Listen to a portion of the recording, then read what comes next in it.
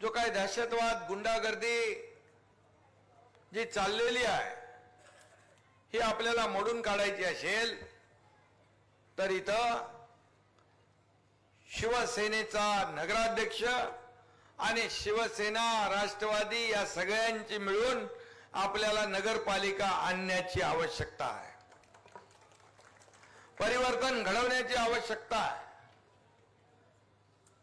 मला आठवतंय की मी मुख्यमंत्री होतो त्यावेळेस आपल्या आमदारांनी राजू खरे यांनी मागणी केल्यानंतर पाणी पुरवठा योजनेला आपण पैसे दिले। त्याचबरोबर आपण मोहोळचा विकास आराखडा मंजूर केला। किती पैसे मंजूर केले? 3000 कोटी। 3000 कोटी रुपये त्यावेळेस विकास आराखड्याला मंजुरी दिली आपण। आणि त्यानंतर या रस्त्याला देखील त्यांनी हा रस्ता चांगला पाहिजे त्यासाठी देखील मागणी केलेली आहे। मी आपल्याला एवढंच सांगतो की मी 2.5 वर्ष मुख्यमंत्री होतो त्यावेळेस अनेक कल्याणकारी योजना आपण केल्या, अनेक विकासाचे प्रकल्प आपण पुढे नेले। लोकाभिमुख कल्याणकारी योजना इथं बसलेल्या आहेत माझ्या लाडक्या बहिणी।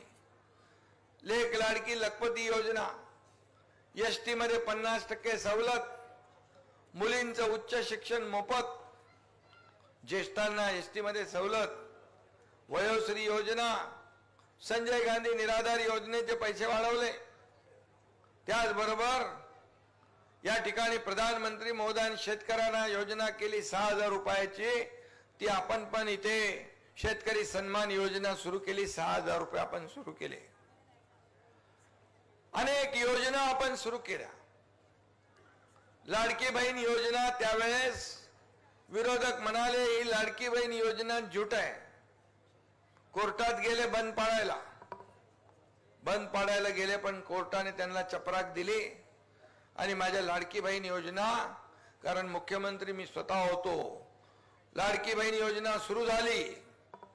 आता लोक म्हणतात लाडकी बहीण योजना बंद करू, पण तुम्हाला मी सांगतो विरोधक सांगतायत, अफवा पसरवतायत, परंतु तुम्हाला मी सांगतो लाडकी बहीण योजना हा तुमचा लाडका भाऊ असेपर्यंत कधी बंद होणार नाही।